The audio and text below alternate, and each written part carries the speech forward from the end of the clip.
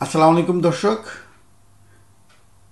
আপনারা নিশ্চিত দেখছেন যে বিএনপির মির্জা ফখরুল ইসলাম আলমগীর উনি বলছেন ভারতের সাথে সম্পর্কের বরফ গলা শুরু করছে।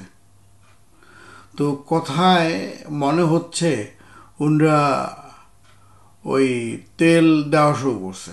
এই আওয়ামী লীগ যেভাবে ক্ষমতায় ছিল, এই নিজের দেশের সব কিছু বিক্রি করে দিয়ে দেশের ভিতরে রকে ঢুকিয়ে দেশের মানুষের কাছ থেকে বিচ্ছিন্ন হয়ে হত্যা, খুন, গুম এগুলোর মাধ্যমে তারা যেমন ক্ষমতায় ছিল, তো অবস্থা দেখে মনে হচ্ছে যে ফখরুল ইসলাম আলমগীর উনি সম্ভবত একই রাস্তায় হাঁটার চেষ্টা করতেছেন। কারণ ইন্ডিয়া এবং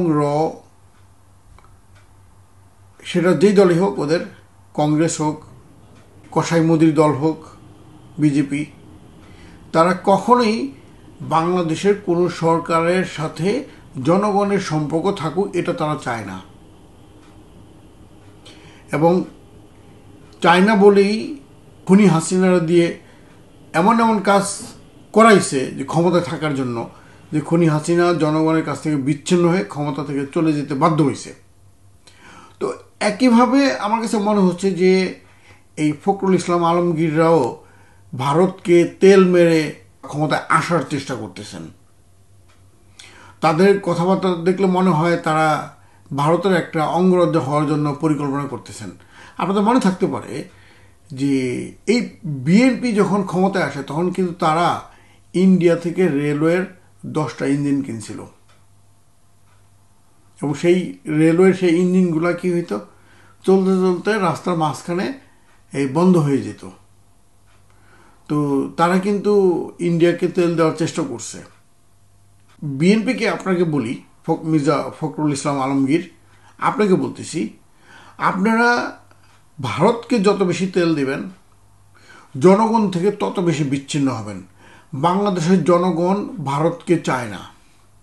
হ্যাঁ, চায় না বলতে এই যে এখন যে ভারতের রূপ আছে, বাংলাদেশের প্রতি একটা শোষণের নীতি, এই নীতিতে ভারতকে চায় না।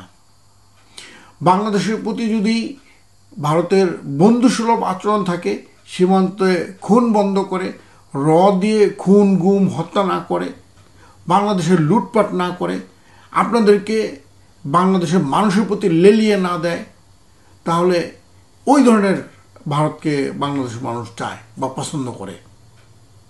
আপনাদের অবস্থাটা হয়েছে কি, ওই একটা কার্টুন দেখছিলাম অনেক অনেক আগে, ছোটবেলা, সম্ভবত এটা ভারতের বিষয়টা নিয়েই হয়েছে। সেটা হলো যে একজন বলতেছে আরেকজনকে যে তেলের দেখছেনটা কি, বলুন তো পা চেটে দেই। কার্টুনের একটা মেসেজ ছিল এরকম। তো আপনাদের অবস্থা হয়েছে এই মির্জা ফখরুল ইসলাম আলমগীর, আপনারা এখন পারলে ওই মোদির পা চেটে দেন, অবস্থাটা এমন হয়ে যেতেছে। আমার মনে আছে যখন কংগ্রেস ক্ষমতায় ছিল তখন তারেক জিয়া ইন্ডিয়াতে যাওয়ার জন্য চেষ্টা করছিল মোদির দাওয়াতে। তারেক জিয়া যখন গিয়ে লন্ডনে থাকে তখন তার ভিসা দেওয়া হয় নাই। এটা নিয়ে আবার তারেক জিয়ার লোকজন মোদির কাছে বিচার বা নালিশ করছিল। তো নালিশ করার পরে কি হয়েছে, মোদি এটা নিয়ে খুব অবাক হয়েছে এবং খুব মাইন্ড করছে। তো তখন দেখে মনে হলো যে মোদি ক্ষমতায় যেহেতু আসতেছে, তার মানে এখন আর ওই কংগ্রেসের যে সাপোর্ট হাসিনা প্রতি আছে, মোদির ক্ষেত্রে এই সাপোর্টটা থাকবে না। অর্থাৎ মোদি হাসিনাকে সাপোর্ট দিবে না, কিন্তু সাপোর্ট দিছে। আপনারা মনে রাখবেন যে আপনারা যতই তেল দেন, যতই কাপড় খোলেন, ইন্ডিয়া আপনাদেরকে জনগণ থেকে বিচ্ছিন্ন করে আপনাদেরকে জনগণের বিরুদ্ধে ফ্যাসিস্ট হিসেবে দাঁড় করাবে, এবং যেটা আপনাদের জন্য ভালো হবে না, দেশের জন্য ভালো হবে না। হ্যাঁ, যদি পারেন বার্গেনিং করে ইন্ডিয়ার সাথে, যেটা একটা প্রতিবেশী দেশের সাথে যেভাবে যেটা ন্যায়সঙ্গত যে সম্পর্ক, সেটা যদি ইস্টাবলিশ করতে পারেন তাহলে করবেন, না হলে পা চাটার চেষ্টা করবেন না। তাহলে জনগণ কিন্তু আপনাদেরকে আস্থা করে ফেলে দিবে, ঠিক আওয়ামী লীগকে যেভাবে ফেলে দিছে। এবং মনে রাখবেন আপনাদের ক্ষেত্রে তখন কি হবে, আপনারা যেমন পেছন থেকে আওয়ামী লীগকে, খুনি হাসিনাকে উৎখাত করতে সহযোগিতা করছেন, ঠিক আপনাদেরকে উৎখাত করার জন্য খুনি হাসিনার দল কিন্তু তখন সহযোগিতা করবে। তারা আওয়ামী লীগ দল হিসেবে থাকুক আর না থাকুক, তাদের টাকা থাকবে, তাদের ক্ষমতা কিছু না কিছু থাকবে।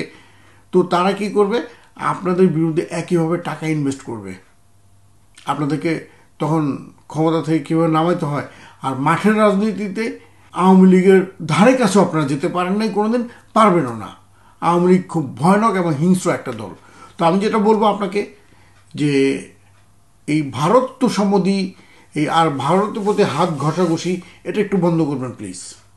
যদি জনগণের সাথে থাকতে চান, জনগণকে সাথে নিয়ে কাজ করতে চান, ভারতের সাথে তেল মারতে হবে না, ভারতকে কাপড় খুলে দিতে হবে না। আমার মতো কোটি কোটি বাংলাদেশের জনতা একই ধরনের ফিলিংস। বাংলাদেশের একজন মানুষও চায় না যে বাংলাদেশ ভারতের দালালি করুক, অর্থাৎ আমাদের দেশের কোনো সরকার এই ভারতের দালালি করুক, নিজেদের স্বার্থ বিক্রি করে দিক। অন্যদিকে জামাতের কথা তো বলছি, জামাতের ডাক্তার শফিকুর রহমান উনি তো বলছেন আমরা ভারতের সাথে বন্ধুত্বপূর্ণ সম্পর্ক চাই। তো ডাক্তার শফিকুর রহমান, আপনাকে আমি বলতেছি যে আপনারা যতই বন্ধুত্বমূলক সম্পর্ক চান, ভারত আপনাদেরকে চায় না। ঠিক মুরসিকে যেমন এই বিশ্ব চায় নাই, এই ব্রাদারহুডকে যেমন চায় না, এইভাবে আপনাদেরকে চায় না। হ্যাঁ, আমি কিন্তু মুরসির বিপক্ষে না, আপনাদের বিপক্ষে না। আপনাদেরকে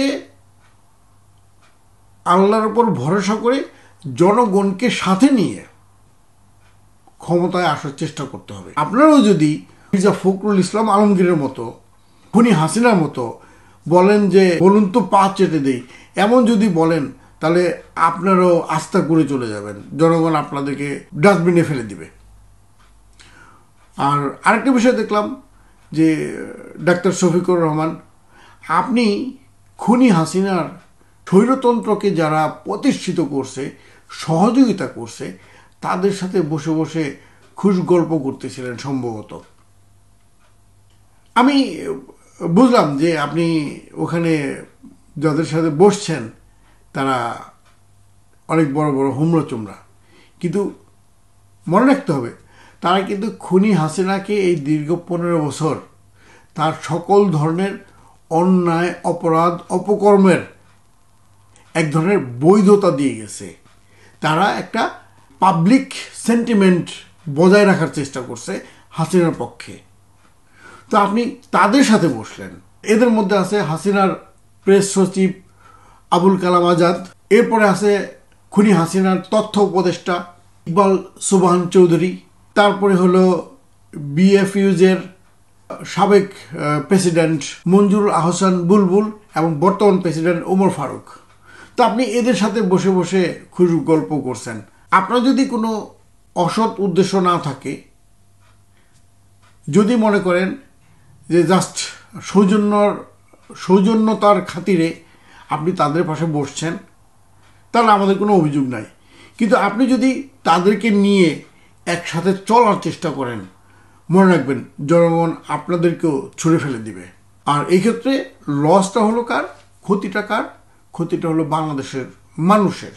কারণ আপনাদেরকে ছুঁড়ে ফেলে দিলে, বিএনপিকে ছুঁড়ে ফেলে দিলে ক্ষমতা কে আসবে? হতে পারে ঘুরে ফিরে খুনি হাসিনা আসবে, খুনি হাসিনার দল আসবে। তাই যেটা বলবো, খুনি হাসিনার স্বৈরতন্ত্রের অন্যায় অপরাধের সহযোগী যারা ছিল তাদের কাছ থেকে দূরে থাকবেন। দেখবেন যে জনগণের ভালোবাসা আপনাদের প্রতি আরও বেড়ে যাবে। কিন্তু যদি তা না করে আপনারা যদি এইভাবে একই ধরনের কাণ্ড করতে থাকেন, তাহলে জনগণ আপনাদেরকে আগের চেয়ে আরও বেশি ঘৃণা করবে। হয়তো আপনাদেরকে ঘৃণা এখন করে না, কিন্তু ঘৃণা করা শুরু করে দিবে। যা বলতেছিলাম যে আশা করি আপনারা জনগণের সাথে থেকে, বিএনপি বলেন, বিএনপি এবং জামাতের দুইটা দলকেই বলি, আপনারা জনগণের সাথে থেকে, জনগণের পাশে থেকে বলুন তো পা চেটে দেই এটা না করে খুনি হাসিনার সহযোগীদের সাথে না নিয়ে যদি চলেন, দেখবেন যে জনগণের ভালোবাসা আপনাদের প্রতি বেড়ে যাবে।